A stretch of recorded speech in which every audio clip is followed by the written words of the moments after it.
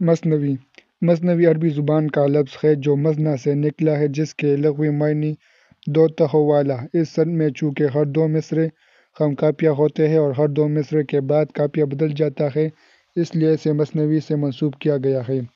اصطلاح میں مثنوی کی ایسی عام اور مقبول صنف شاعری ہے جس میں عشق و محبت کے جذبات، غیرت و احتجاج، مداح و ستائش اور نوح و غم کی واردات، باغ و باراں، دشت و جبل کے مناظر اور تاریخی واقعات بیان کیے جاتے ہیں۔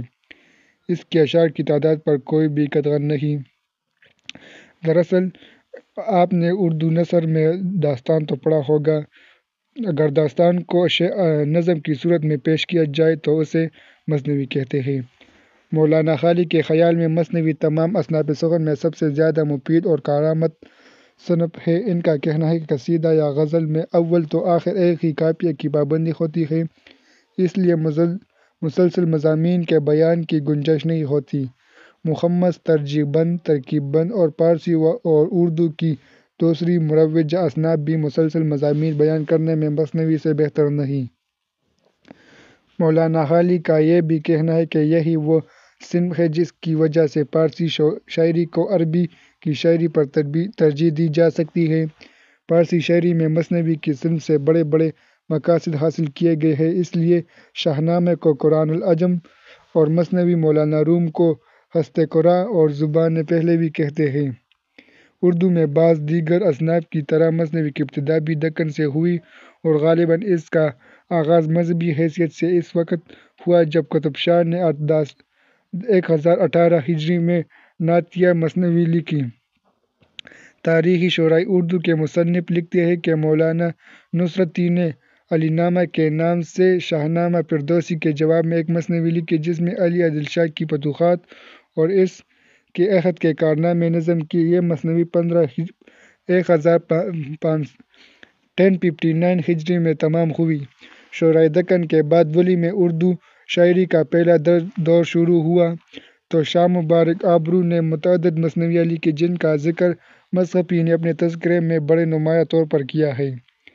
اس زمانے میں خواجہ میر اثر نے خواب و خیال کے نام سے ایک مثنوی لکھی جسے نواب مصطفیٰ خان شپتا نے اپنے تذکرہ گلشن بہار میں بےحد سراہا ہے۔ اس زمانے میں مرزا سودا اور میر تقی میر نے بھی متعدد مثنویاں لکھیں۔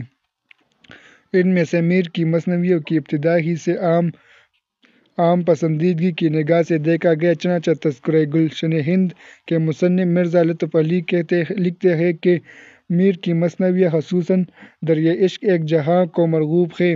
میر تقی میر کے بعد میر حسن کا زمانہ آتا ہے۔ بے شائبہ میر حسن کی مثنوی بدر منیر جس کا اصل نام مثنوی سحر البیان ہے، زبان و اسلوب اور دیگر خصوصیات کی بنا پر اس سے قبل لکھی گئی تمام مثنویوں پر سبقت لے گئی۔ مولانا غالی اپنی تصنیف مقدمہ شعر و شاعری میں مثنوی بدر منیر کے حوالے سے لکھتے ہیں کہ میر تقی میر کے بعد میر حسن دہلوی کی مثنوی بدر منیر نے ہندوستان میں جو سچی شہرت اور مقبولیت حاصل کی ہے وہ نہ اس سے پہلے اور نہ اس کے بعد آج تک کسی مثنوی کو نصیب ہوئی۔ یہ خیال کہ میر تقی کے نمونوں سے میر حسن کو کچھ مدد ملی ہوگی یا کچھ رہبری ہوگی ٹھیک نہیں معلوم ہوتا، کیونکہ قصے کی شان جو میر حسن کی مثنوی میں ہے میر تقی کی مثنویوں میں اس کا کہیں پتہ بھی نہیں۔ یہ مثنوی 1199 ہجری میں تمام ہوئی۔ مرزا کتیل نے بری مثنوی، باد ہر دل فدا اور مصحفی نے یہ بتخانہ چی ہے بدل کے مصرعے سے تاریخی طباعت نکالی ہے۔ مثنوی سحر البیان زبان و بیان کی صفائی اور سلاست، روزمرہ اور محاورے کی برجستگی، تشبیہات اور استعارات کی خوب عمدگی کی بنا پر پہلی تمام مثنویوں سے بڑھ کر مرغوب خاص و عام ہے۔ یہی وجہ ہے کہ اس مثنوی کے بہت سے مصرعے اور اشعار آج تک لوگوں کی زبانوں پر چڑھے ہوئے ہیں۔ مثال کے طور پر کسی پاس دولت یہ رہتی نہیں، صدا نہ و کاغذ کی بہتی نہیں، کسی سے نہ بر آوے کچھ کام جاں، جو وہ مہرباں ہو تو کل مہرباں، صدا عیش دورہ دکھاتا نہیں، گیا وقت پھر خطاتا نہیں، گیا ہو جب اپنا ہی جیوڑا نکل، کہاں کی رباعی کہاں کی غزل، کئی رات خراب حکایت میں، سحر ہو گئی بات کی بات میں، دو رنگی زمانے کی مشہور ہے، کبھی سایہ اور کبھی نور ہے، کرے حسن کی کوئی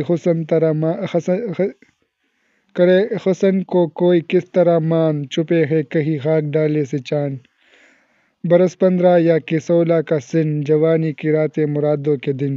مثنوی سحر البیان کے تقریباً 50 سال بعد پنڈت دیا شنکر نسیم نے اس کے جواب میں مثنوی گلزار نسیم لکھی۔ خرچند مثنوی گلزار نسیم بھی اپنی نوعیت میں اردو شاعری کا ایک شاہکار ہیں، مگر وہ کسی لحاظ سے بھی سحر البیان کا مقابلہ نہیں کر سکتی۔ میر خسرو اور نسیم لکھنوی کے بعد متعدد شاعروں نے اس سمت میں طب آزمائی کی، لیکن کوئی بھی میر حسن کی گرد کو بھی نہ پہنچ سکا۔ البتہ اس ضمن میں نواب مرزا شوق کا نام خاصا معروف ہے، جنہوں نے 4 مثنویاں بہار عشق، زہر عشق، لذت عشق اور فریب عشق لکھی، مگر مولانا غالی کا کہنا ہے کہ اگرچہ یہ مثنویاں روزمرہ اور محاورے کی چھپائی، کاپیوں کی نشست اور ترکیبوں کی چستی کے لحاظ سے اردو کی تمام مثنویوں سے بہتر ہے، مگر ان میں جگہ جگہ خلاف تہذیب باتیں بیان ہوئی ہیں، اس لیے کمتر حیثیت کی حامل ہے۔ مثنوی کا بیان اس وقت تک مکمل نہیں ہوتا جب تک ہم انجمن پنجاب لاہور 1874 کا ذکر نہیں کریں گے، جس کے پلیٹ فارم سے جدید شاعری کی ترویج کا قیام لیا گیا۔ انجمن پنجاب کے زیر انصرام مشاعروں میں مولانا آزاد اور ان کے ہمدوش مولانا غالی پیش تھے۔ ان مشاعروں میں مولانا آزاد نے اپنی 2 مثنویاں بعنوان شب قدر اور زمستان، جبکہ مولانا غالی نے اپنی مثنویاں برکارات، نشاط امید، حب وطن اور مناظر رحم انصاف پڑھیں۔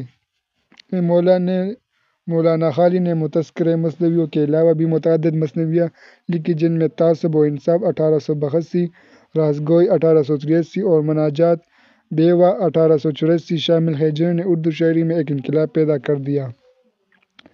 مناجات بیوہ کے حوالے سے بیگم صالحہ عابد حسین لکھتی ہیں کہ مولانا غالی نے مسدس نہ بھی لکھا ہوتا تو مناجات بیوہ ہی ان کو ہمیشہ زندہ رکھنے کے لیے کافی تھی۔ مثنوی مناجات بیوہ ہی کے حوالے سے مولوی عبدالحق کی رائے ہے کہ یہ اردو ادب کے جواہر خانے میں انمول موتی ہے۔ اس مثنوی مناجات بیوہ سے چند اشعار ملاحظہ کیجیے: اے میرے زور اور قدرت والے، حکمت اور حکومت والے، دل پر میرے داغ ہے جتنے، منہ میں بول نہیں ہے اتنے، بیا کے دم پائی تھی نہ لینے کے یا پڑ گئے دینے، رو نہیں سکتی تنگ یوں یا تک، اور روؤں تو روؤں کہاں تک، 8 پہر کا ہے یہ جلاپا، کاٹوں گی کس طرح رنڈاپا، تک گئی میں دکھ سہتے سہتے، تم گئے آنسو بہتے بہتے، خیر سے ہے بچپن کا رنڈاپا، دور پڑا ہے ابھی بڑھاپا، عمر ہے منزل تک پہنچانی، کاٹنی ہے بھرپور جوانی۔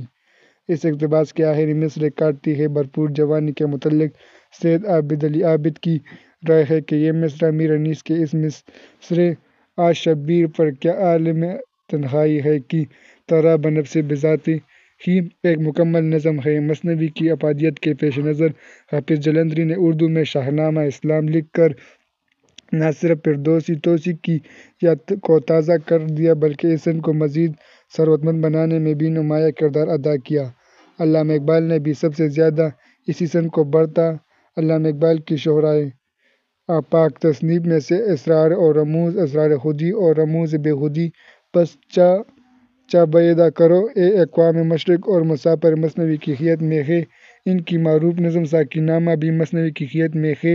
چند اشعار ملاحظہ کیجیے: شراب کہن پھر پلا ساقیا، وہی جام گردش میں لا ساقیا، مجھے عشق کے پر لگا کر اڑا، میری خاک جگنو بنا کر اڑا، خرد کو غلامی سے آزاد کر، جوانوں کو پیروں کا استاد کر، ہر شاہ ملت تیرے نم سے ہے، نفس اس بدن میں تیرے دم سے ہے، تڑپتے پڑکنے کی توفیق دے، دل مرتضیٰ سوز صدیق دے، جگر سے وہی تیر پھر وار کر، تمنا کو سینوں میں بیدار کر، تیرے آسمانوں کے تاروں کی خیر، زمینوں کے شب زندہ داروں کی خیر، جوانوں کی سوز جگری بخش دے، میرا عشق میری نظر بخش دے، میری ناؤ گرداب سے پار کر، یہ صابر ہے تو اس کو سیار کر، بتا مجھ کو اسرار مرگی و حیات، کہ تیری نگاہ میں ہے کائنات۔ آج ہمارا لیکچر یہاں پر ختم ہوتا ہے۔ ہم دوسرے اصناف نظم کی طرف بھی بڑھیں گے۔ آج کے لیے اتنا ہی۔ اللہ حافظ۔